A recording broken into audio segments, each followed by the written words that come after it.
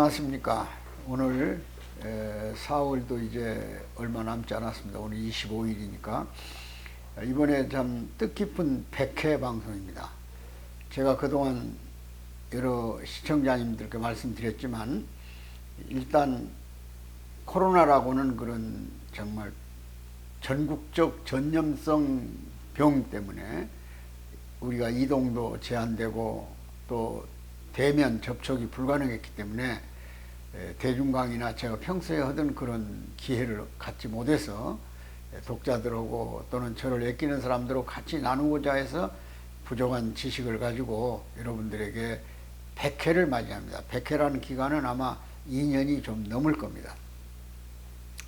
그런데 특히 99회 지난번하고 이번에는 분단 과정과 그리고 우리 한국의 건국이라고는 소위 초대 대통령 이승만을 중심 삼고 짧은 시간에 어떤 일들이 진행됐는가 하는 것을 말씀드리기 위한 특집 방송을 시작했습니다. 이번 100회까지를 마치고는 이제 제가 대중 강의를 많이 나가게 됐습니다. 그래서 여러분들하고 이제 매주 만나는 시간은 어려울 겁니다. 그래서 제가 특이한 일, 최소한도 한 달에 한 두서너 번 정도 특이한 상황을 해석하고 또 거기에 대한 내가 가지고 있는 의견을 전달하고 여러분과 커뮤니케이션을 이룰 수 있는 그런 기회를 갖고자 하는 겁니다. 그래서 앞으로는 개개인에게는 이제 전달하지 않겠습니다. 여러분들께서 필요하면 유튜브에 들어오셔서 설용수 SYSTV를 쳐서 그 필요한 부분을 발주하셔 가지고 들으시면 될 겁니다. 오늘은 한국 건국 현대사, 과연 이승만은 독재자인가, 그리고 무엇이 공이고 무엇이 과인가, 이렇게 여러분들과 같이 얘기를 좀 나누려고 합니다. 왜냐하면 우리나라 사람들의 그 한 가지 특성은 과거에 잘한 것을 모두 덮어버리고 이 잘못된 것 하나를 가지고 확대 생산합니다. 그래서 그를 갖다가 사이 공을 무시해버리는 이런 역사적 과오를 많이 범하고 있어요. 제가 볼 때는. 왜냐하면은 여러분들이 저 천안문 광장에 모태똥이 지금 누워 있습니다. 또 크레므린궁에는 과거에 스탈린이가 누워 있었고 레닌이 누워 있었죠. 근데 다 역사 과정에서 레닌의 무덤도 파헤치고 동상도 내리고 스탈린도 사라졌습니다. 그런데 모태똥만은 여전히 있어요. 그건 이제 중국의 역사 속에서 소위 그들이 말하는 중국의 역사적 인물의 반열에 올랐다 그런 얘기입니다. 시진핑이 지금 그걸 닮아가고 있어요. 그런데 모태똥이라는 사람은 중국에서 약 8천만 이상을 굶어 죽였거나 총 맞고 폭력에 의해서 죽게 됐습니다. 물론 지금도 주변 여러 소위 소수민족들, 티벳이라든지 또는 서장, 위구르, 그 외에 여러 가지 그 묘족이라든지 뭐 우리 조선족까지도 중국 속에서 생존해 가고 있어요. 그들이 지금도 자리 잡아가면서 피나는 저항을 합니다. 그럼 독립을 주장하는 거죠. 티벳도 모태똥이 강제 병합해 버렸으니까. 또 서장 유구르족도 마찬가지 않습니까? 그런데도 중국에서는 역사적 인물로 추대를 한다. 왜? 과가 있다는 거예요, 모태똥에게. 그러나 공이 많기 때문에, 중국 천하를 통일한 공이 많기 때문에 그를 추앙해야 된다. 이래서 천안문 광장의 대형 사진과 그 건너편에 소위 방부제에 바른 모태똥의 형상이, 실체가 거기 누워 있는 겁니다. 여러분, 이승만은 건국 과정에서 정말로 격동의 시대를 겪었습니다. 왜냐? 45년 해방되고 우리나라 국민소득은 개인당 35불입니다. 자산은 일본 사람이 남겨놓고 간 한 23억 불 정도 됐어요. 북한에 비하면 훨씬 적죠. 북한은 29억 불 정도 남겨놨고 인구는 남쪽은 2200만이고 북한은 900만 정도 됐습니다. 그러니까 그 뭐 남북 한합해서 3천만이라고 그랬죠, 우리가. 근데 45년에서 48년까지 정부가 생길 때까지는 정말 격동기였습니다. 계속 북한의 위협을 받았습니다. 50선거 과정에서 전기도 단전되고 물도 단수되고 심지어 계속 북쪽의 평화공세에 시달렸어요. 조만식 선생과 김삼룡 이주화를 바꾸자, 또 이승엽이를 바꾸자, 개성역에서 교환하자, 이런 식으로 계속 평화공세를 폈습니다. 남북 간 정당 지도자 연석회의를 한다고 해서 평양으로 48년 4월 달에 김규식 일행 약 600여 명이 올라갔지 않습니까? 2,000명을 모아놓고 김일성이 쇼를 했어요. 자기 자리 잡기 위한 수단이었죠. 국회에서는 국회 프락시 사건이라는 거 기억하실 겁니다. 성시백이라는 거물 간첩이 북한에서 거금을 갖고 와서 언론사 11개를 사들이고, 좌파 신문들이 그 당시에 13명의 소위 사회주의를 지향하는 정치인을 국회에 입성시킵니다. 거기서 국회 부의장 김약수, 유명한 노일환 등 이런 거물 국회의원들을 움직여가지고 계속 외국군인 철수, 애국군인 철수, 그게 미군 철수죠. 그리고 결국은 49년에 다 철수했습니다만은, 그래 6.25가 난 거 아닙니까? 그리고 남북 서로 합작해서 하나의 정부를 만들어야 된다고 하면서 계속 떠들어요. 결국은 그들이 검거를 당했고, 그걸 이름하여 우리는 국회 프락시 사건이라고 해요. 6.25가 나와가지고 사실은 상당한 형을 받았지만 다 해방돼서 북으로 올라가고, 그렇게 결국은 위야무야 되면서 혼란기를 겪었어요. 남로당 박은영이는 정판사 위조집회 사건에 의해서 체포명령을 내리자 관 속에 들어가 가지고 개성을 넘어서 북으로 갔어요. 그리고 김일성과 함께 소련과 스탈린을 만났고, 중국 가서 모태동을 만납니다. 그리고 한국전쟁을 자신 있다고 그랬고, 하나의 조선을 공화국으로 만들 수 있다고 그랬어요. 처음에는 스탈린도 반대를 했죠. 미군이 있기 때문에 괜히 전쟁을 확전할 수 없다. 근데 미군이 가버리니까 49년 4월 달에는 드디어 스탈린이 승인을 하고, 모태동이도 참여할 의사를 밝힘으로써 50년 초에죠. 한국전쟁이 일어나는 거예요. 6.25란 이전에 50년 초에 김일성이, 박은영이 다시 소련과 스탈린을 만났고 모태동을 만납니다. 그 과정에 북한에서 여러 가지 종파주의가 있었어요. 연안파 제거, 갑산파 제거, 국내파까지 제거당하고, 박은영 제거당했지 않습니까? 그리고는 결국은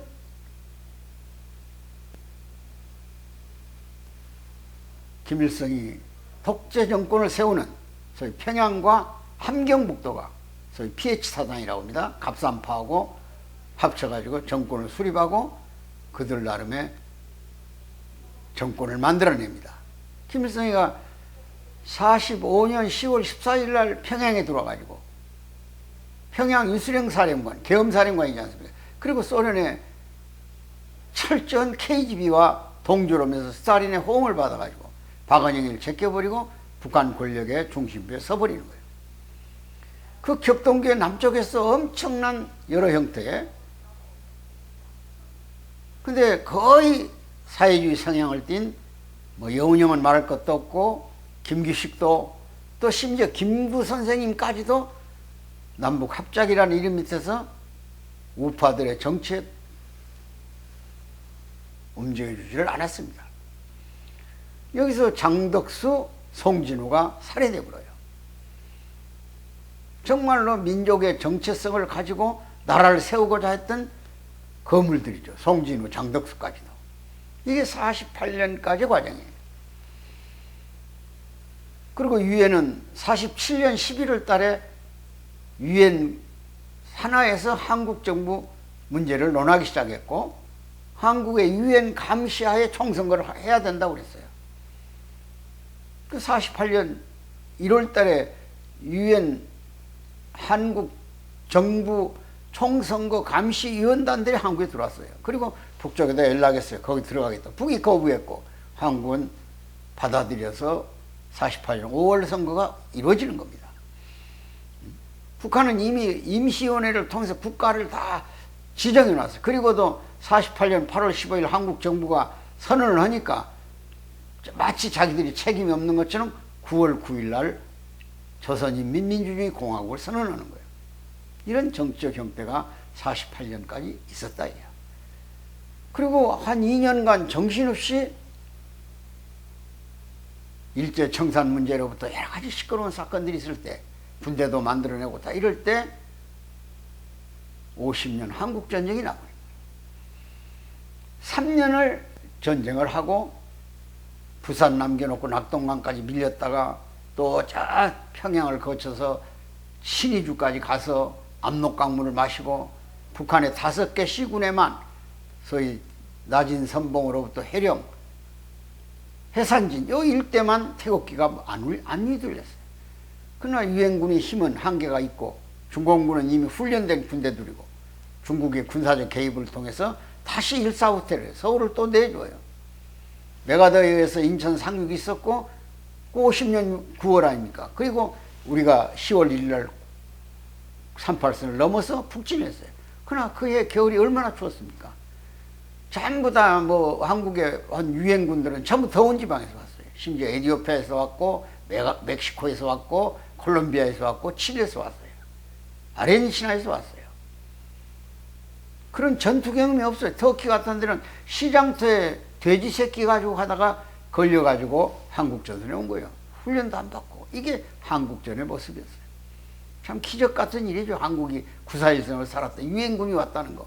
거기에 덜레스가 참여를 했고 또 유명한 부흥사 빌 그레함이 참 트루만을 움직였고 앨리스라고는 그 당시에 대통령 담임 목사죠. 그분이 한미협회 회장이지 않습니까? 이승만이 움직여가지고 트루만을 움직여서 즉각 6월 27일 안보리가 소집되고 유엔군 파송을 결정하는 거예요. 이것도 우리의 정말 신의 한 수고 신의 도움이죠. 그리고 53년까지 전쟁하고 나니까 남북한 합쳐 450만 인명살상이 났는데 남쪽만도 200만이 넘었다 이게요. 그리고 모든 산업시설의 62%가 파산되어 버렸어요. 가옥이 396만 채가 부서져 버렸어요. 이것을 복구하는데 58년이 걸렸다. 58년까지 약 5년 세월이 걸렸다 이게. 그러니까 이승만 정권 60년 4월 달에 4.19가 났으니까 불과 1년 몇 개월밖에 통치를 하지 못한 거예요. 물론 그 과정에서 이승만의 과는 54년 선거죠. 7월 달에 선거에서 자유당이 엄청난 의석을 차지했어요. 그러니까 자신이 만만해지가 초대 대통령 중임으로 끝나야 되는데 3선을 획책해가지고 이름하여 4.4 5.2파동이라는 게 있습니다. 부산 국회에서 부산으로 정부가 옮겨져가지고 거기서 제적 인원이 203석이에요. 근데 202명이 참석했어요. 135명이 초대 대통령 안에서는 뭐 종신제와 같은 3선을 할 수 있다 해가지고 135명이 찬성을 했고 60명이 반대를 했고 7명이 기권을 했어요. 근데 원래 찬성을 완전히 획득하려면 136석이 있어야 돼요. 이게 한 석이 모자라지 않습니까? 요걸 4.4.5.2를 해가지고 135석도 찬성이다. 이런 식으로 이틀 만에 번복을 시켜가지고 사회가 혼란스럽고 이승만을 독재자로 몰아가는 그런 시동이 걸렸다 그러죠. 존경하는 애청자 여러분, 얼마나 우리가 혼란기를 겪었습니까? 물론 이승만은 당선됐어요. 그러나 부통령은 민주당의 장면이에요. 정부통령, 대통령과 부통령이 별도로 선거를 합니다.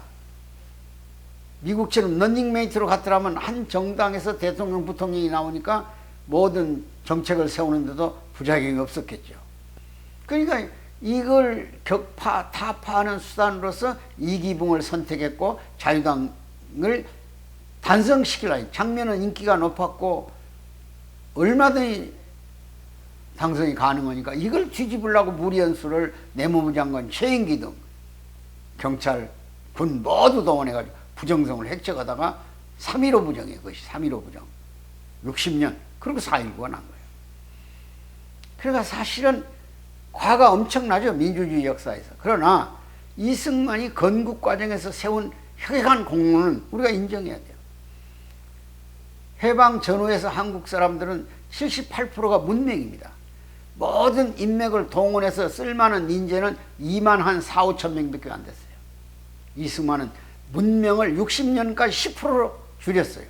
그리고 미국하고 외교를 철저히 잘해가지고 미국의 구호물자라 우리가 뭐 밀가루라든지 설탕이라든지 뭐 심지어 여러 가지 그 농산물 같은 걸 가져와서 우리 국민의 배를 채웠어요. 그리고 국방비를 51% 써서 예산도 없는 데다가 교육비를 한 30% 썼어요. 이게 나머지 예산은 절대 몇 번 쓰지 못했던 거예요. 교육에 투자했어요. 한국 전쟁 가운데 우리 장교들을 미국으로 교육, 유학시킨 사람이 1만 1,600명이에요. 그리고 국비로 장학생으로 선발해가지고 국가 돈으로 외국 가서 교육하고 오라. 특히 미국, 독일 같은 선진국 가서. 그게 5천 명이에요. 그들이 인재가 돼서 나라가 쓸 수 있었고, 하와이에 이승만이 가지고 있던 빌딩 하나를 팔고, 또 정부의 재정 지원을 좀 해가지고 인천에 인하 공과대학, 공대가 필요하니까 거기서 인천 송도에 제철소를 가동시키고 원자력 기술자를 양성하기 위해서 노력을 했다 이게요. 그리고 우리나라가 수출을 쓰는 상물은 주석밖에, 중석 이 철강을 단단하게 하는 거, 총신 같은 거 만드는 거, 국방산업 절대 필요하죠. 이걸 미국에 수출하기 위해서 영암철도를 50년 전쟁 직전까지 만들어냅니다. 영주에서 철암이라는 데까지. 그 중석을 운반하기 위해서. 이런 일들을 철저히 해가지고 교육열을 철저히 세워서 문맹률을 없애기 위해서 벌써 국민학교 의무교육제도를 실시하는 방향으로 시작을 했고, 그 문맹률을 낮추기 위해서 각종 대학을 사립학교를 허가했어요. 지금 사립대학이 우리나라에 150개예요. 그러면 이 인재들을 양성해낼 수 없잖아요. 그리고 전쟁 때는 전부 다 후방에다가 학교를 이동시켜가지고 천막 학교를 만들어서 교육을 시켰어요. 교육열을 철저히 시켰어요. 왜냐하면 미국 사회를 봤기 때문에 그는 그런 걸 알았고, 미국의 모든 인맥을 동원해가지고 대한민국을 정상적 유엔 국가에까지 집어넣어서 유엔이 인정하는 유일한 국가가 대한민국이 된 거예요. 그분이 통치해서 안전하게 할 수 있는 기간은 불과 없어요. 보세요. 건국하고 해방 전후에 미 군정 밑에 있었고, 그 다음에 53년까지 전쟁을 했고, 그리고 정부는 부산으로 피난 가고 대구 거쳐서, 대전, 대구, 부산 아닙니까? 그리고 결국은 그 와중에서도 군인 장교들 미국에 가서 선진 교육을 받게 했고, 일부 대한민국의 머리 좋은 사람들을 국비로 외국에 보내서 2만여 명의 인재를 길러냈고, 또 과감하게 일본 시대에 뭐 우리가 거론하자면 박정희라든지 백선엽 같은 아주 철저한 군인 정신을 가지고 나라를 경제 발전까지 일으킨 인재들이 다 이승만에서 이루어지고, 부흥 경제 건설을 또 58년부터는 또 세웠어요. 세워서 초기 박정희 대통령의 제1차 5개년 계획도 그 이승만 정부가 만들어 놓은 프로그램이 장면 정부를 거치면서 인용된 거예요. 그러니까 바꿔나가면 우리는 이 미국의 로버트 달이라고는 정치학 교수가 이렇게 얘기를 했어요. 한국은 아주 어려운 시대에 민주주의를 세웠다. 근데 민주주의가 세워지려면 적어도 전 국민이 건국 이념을 확실히 알아야 된다는 거예요. 어떤 정신을 세워졌는가. 그러니까 이승만이 세우고자 했던 대한민국은 기독교 아마 공화국이었을 겁니다. 왜? 기독교적 민주주의가 미국에 싹 떴고 그것이 성장했기 때문에. 그렇기 때문에 미국을 독립시킨 사람이 조지 워싱턴이잖아요. 뭘 중간에 유명한 링컨 대통령 같은 분을 거역합니다마는 워싱턴이 건국을 했어요. 그 건국 정신이 첫째예요. 그것을 시민교육의 핵심에 두고 교육한다는 거예요. 그 다음에 로버트 달 교수가 얘기한 것은 경제가 최소한 4,000불이 넘어가야만 민주주의 안정권에 간다는 거예요. 아무리 이념을 건국 민주주의로 가치를 결정했어. 근데 우리나라가 한 4,000불, 5,000불은 전두환 말기 아닙니까? 그러니까 민주화라는 소위 6.29 선언이 나올 수 있는 거예요. 그 기반을 이승만은 초기 어려운 과정에서 지켜왔고 그대로 또 말려들지 않고 정말 대한민국이라도 총선거를 해서 오늘의 우리가 그 혜택을 보고 그 혜택 속에서 대한민국의 선진화, 소위 선진국 반열에 써버린 거예요. G7에 들어가기 생겼잖아요, 대한민국. 정신 바짝 차리고 서들어 나가면 대한민국은 2050년에 미국과 맞담배지는 나라가 된다는 거예요. 희망을 가질 필요가 있어요. 지금 시련을 겪고 있습니다. 여러 가지 우크라이나 사태에 대한 미국과의 관계 이런 것들이 걷잡을 수 없이 있지만 우리는 앞으로 이승만의 정신을 본받아가지고 실전 건국 이념을 바탕으로 미래의 대한민국 사회를 이끌어갈 인재 양성에도 소홀해서는 안 되고 이승만을 재평가해서 그를 독재자의 반열로부터 벗어나야 돼. 그래서 많은 외국 정치학자들은 이승만을 독재자라고 표현하지 않습니다. 권위주의 시대의 통치 철학을 가졌다. 이렇게 표현을 해요. 민주주의가 위협을 받고 있는 가장 핵심적 가치 요소는 첫째가 가짜뉴스랍니다. 가짜뉴스. 응? 두 번째가 가짜뉴스 다음에 두 번째 위협을 받고 있는 것이 폭력. 그 다음에 돈을 주고 사는 거라는 거예요. 그러니까 우리나라는 이걸 좀 근절시키려고 애를 쓰고 있죠. 지금 정당이 돈 봉투 때문에 휘말려 있지 않습니까? 이 민주주의를 파괴하는 가장 위험적 요소라는 거예요. 가짜뉴스, 폭력 사태, 그 다음에 돈으로 표를 사는 거. 이런 것을 빨리 청산하고 미래 대한민국 사회로 갈 수 있는 힘찬 발걸음을 내디뎌야만 되겠다 그런 얘기입니다.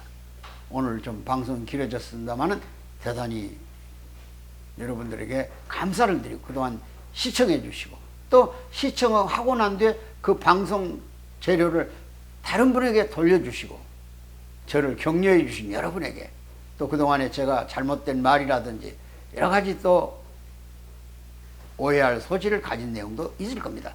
부디 너그러운 마음으로 이해해 주시기를 부탁드리면서 100회 특별방송을 마무리 짓습니다. 대단히 감사합니다.